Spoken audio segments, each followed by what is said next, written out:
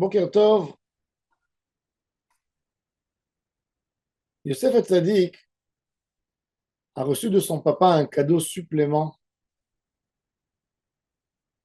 par rapport à ce que les frères ont reçu comme bracha. Yaakov Avinu, dans le chapitre 48, dans notre paracha, verset 22, il dit Va'ani natati lecha shechem achad alachecha. Je t'ai donné une part en plus que tes frères. Et c'est quoi Shechem? Alors Rashi il dit Shechem Mamash. Je t'ai donné la ville de Shechem. La ville de Shechem, elle appartenait à Yosef. Ephraim, Shechem Echad Alachecha.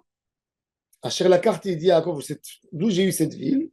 Je l'ai pris des Émorites.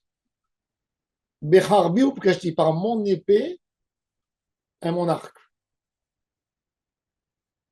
L'histoire n'est pas mentionnée dans la Torah, mais dans le Sefer HaYashar, on sait qu'après l'histoire de Dina, que les frères Shimon et Lévi ont tué la ville de Shrem, les Émorites sont venus faire la guerre avec Yaakov Avinu. Et Yaakov, en ce moment, a dû se mêler, intervenir dans cette guerre. Et en fin de compte, il a tué le roi des Émorites et il a récupéré la ville de Shrem. C'est pour ça que les frères allaient paître leurs troupeaux dans cette ville qui appartenait à leur père. Et cette ville a été donnée à Yosef. Maintenant, Becharbi ou Bekashti, mon épée et mon arc. On comprend très bien que même un individu, même qui saute très très fort avec une épée et une arc, ne peut pas faire la conquête d'une ville. Même la plus grande des villes, on ne peut pas prendre une ville entière avec des milliers d'habitants, des dizaines de milliers peut-être. On ne sait pas la grandeur de Shrem, mais on suppose que c'était une grosse ville à l'époque. On ne peut pas prendre une ville avec un pistolet. On ne peut pas prendre une ville avec une arc. Alors, le Targum Onkelos nous dit Bitzloti ou Bebaroti. C'est-à-dire qu'il traduit quelque part le mot Harbi, l'épée, prière. Kashti, ma demande, Bakashati. Baroti. Rashi nous dit Bitzloti, Becharbi ou Kashti, il dit Becharbi, c'est la Chochma, l'étude de la Torah. Et Kashti, c'est la Tefila. C'est-à-dire qu'on a un débat entre Onkelos et Rashi. Selon Onkelos, Harbi, c'est la Tefila. Bakashati, c'est un supplément de demande dans la Tefila. C'est une précision dans la Tefila. Ça, c'est selon Onkelos.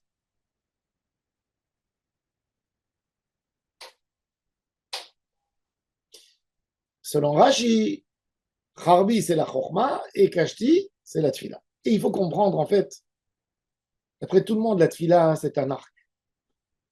Mais on a un enseignement extraordinaire de nos sages dans Bereshit Rabbah et dans Onkelos, que la Tefila doit avoir un objectif. Vous savez, quand un homme il a une épée, c'est quoi le rôle de l'épée? Le rôle de l'épée, c'est de se défendre. Un homme, il se protège avec une arme, avec une épée. Quand il y a quelqu'un qui vient pour lui faire du mal, il se défend avec son épée. Mais avec une arc, qu'est-ce qu'on essaye de faire? Une arc, normalement, ça appartient à un chasseur ou à quelqu'un qui, de loin, il règle, il tire la flèche et hop, il touche quelque chose. C'est l'objectif dans la tefila, se mettre un objectif. De faire une tefila qui est là pour protéger des dégâts, c'est bon. D'après le Onkelos, c'est Harbi, c'est l'épée. Mais il faut avoir un tahlit dans la tefila. Quand je parle avec Hachem, il faut que je me mets comme objectif comment je dois me rapprocher à Hachem suite à ma tefila. Et c'est là où la tefila est acceptée. C'est là où la tefila rentre devant Hachem Yitbarach. Et ça, c'est la différence entre Cherev et Keshet, une épée ou une flèche. Une flèche qui a une cible. Une épée, tu n'as pas de cible. Tu cibles personne. Mais dans une flèche, tu as une cible. Tu as un objectif, la tfila, on doit savoir où on veut l'amener. On n'a pas à prendre tout simplement un sido quand on rentre à la synagogue. On prend un rituel de prière, on s'assoit et on commence à lire. Non! Avant de rentrer à la synagogue, tu dois t'arrêter une seconde et te dire, je rentre parler devant le roi. Avant de commencer ta prière, tu dois dire qu'est-ce que je veux obtenir d'Hachem Barach avec cette fille-là.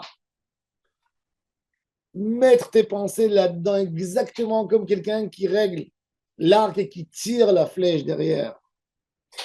C'est avec ça que la tfila est acceptée, avec ça que la tfila est exaucée. Regardez Yaakov Avinu, comment il s'est préparé à une tfila quand il a eu l'histoire avec Esav.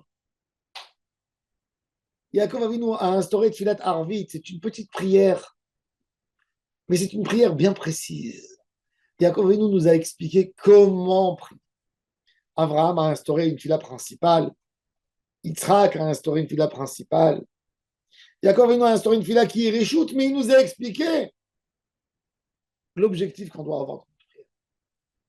Si quelqu'un n'a pas d'objectif dans sa prière, il se défend, pas plus. Il n'obtiendra rien du tout d'important dans sa vie. La tfila, c'est à investir.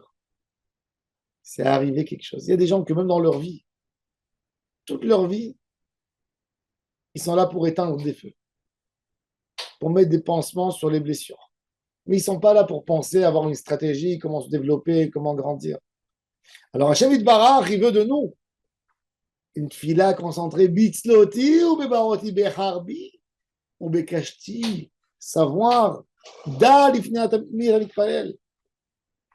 le ikar de la tfila, c'est le date devant qui on est. Qu'est-ce que j'ai envie d'obtenir de ma tfila? Et avec ça, Bezrat Hashem, nos prières seront exaucées. Baruch Adonai Laolam. Amen.